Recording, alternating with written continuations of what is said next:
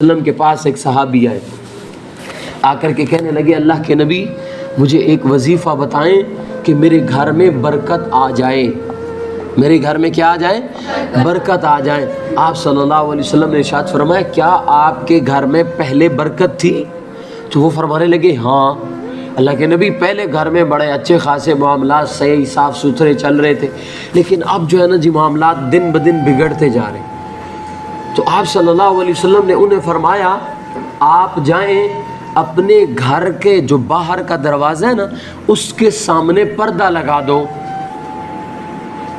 عجیب معاملہ تھا، وہ پوچھ رہے ہیں کہ مجھے وظیفہ بتاؤ، اور حضور کیا فرما رہے ہیں کہ گھر کے سامنے دروازے پہ کیا لگاؤ؟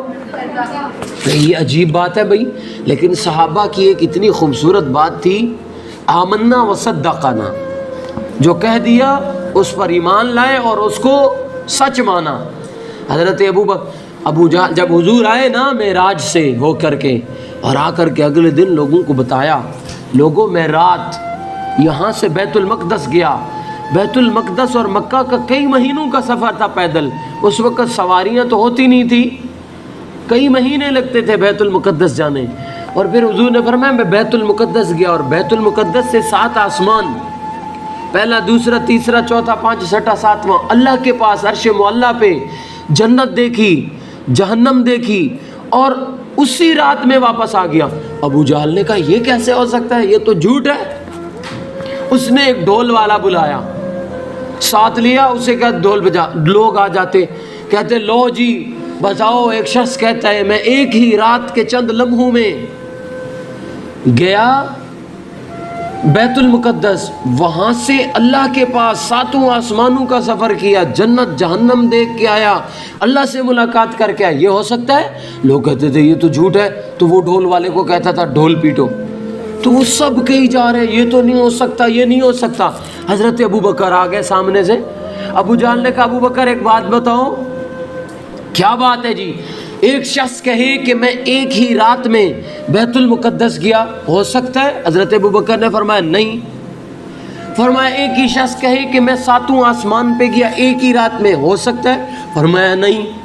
فرمایا وہ کہے کہ میں اللہ کے پاس گیا، حضرت ابو بکر نے فرمایا نہیں۔ ابو جہل نے کہا پھر کہو نا یہ جھوٹ بولتا ہے۔ اس نے کہا کس نے کہا؟ کہا محمد صلی اللہ علیہ وسلم کہہ رہے ہیں۔ تو حضرت ابو بکر نے فرمایا اگر حضور نے فرمایا تو پھر وہ گئے ہوں گے، یہ سچ ہے، جو حضور نے کہہ دیا نا وہ حقیقت ہے، اس سے منہ نہیں موڑ سکتے۔ تو صحابہ میں یہ عادت تھی آمنا وصدقنا، جو کہا آپ نے اس کو انہوں نے کہا یہ سچ ہے، یہ جھوٹ ہو ہی نہیں سکتا۔ سمجھ آئی؟ تو صحابہ میں یہ عادت تھی کہ حضور جو کہتے تھے وہ مان لیتے تھے۔ اب وہ صحابی گھر چلے گئے، حالانکہ لاجک نہیں ہے، عقل مانتی نہیں ہے، میں وظیفہ پوچھ رہا ہوں آپ کہتے ہیں کہ پردے لگے ہیں کہ نہیں لگے، بھائی کیا مسئلہ ہے؟ لیکن صحابی نے فرمایا اوکے، گھر گئے، جا کر کے پردہ لگایا، پردہ لگایا، کچھ دن کے بعد بڑے ہنسی خوشی واپس آئے، حضور صلی اللہ علیہ وسلم سے فرمایا اللہ کے نبی یہاں تو بڑے حالات چینج ہو گئے، برکت آ گئی ہے، سارے معاملات درست ہو گئے جیسے پہلے تھے۔ تو آپ صلی اللہ علیہ وسلم سے پوچھا کہ اللہ کے نبی وجہ تو بتائیں، وجہ کیا ہے؟ تو آقا دو جہاں صلی اللہ علیہ وسلم نے جو بات بتائی نا وہ دل پہ ہاتھ رکھ کے سنیں۔ آپ صلی اللہ علیہ وسلم نے فرمایا میرے صحابی آپ کے گھر کے باہر سے بے نمازی لوگ گزرتے تھے اور دروازہ کھلا ہوتا تھا، وہ آپ کے گھر میں نظر ڈال دیتے تھے۔ بے نمازی کی نظر کی اتنی نحوست ہے کہ تمہارے رب نے تمہارے گھر سے برکت اٹھا لی۔ اور بتاؤ جس گھر میں بے نمازی ہوگا وہاں سے کہاں سے برکت آئے گی؟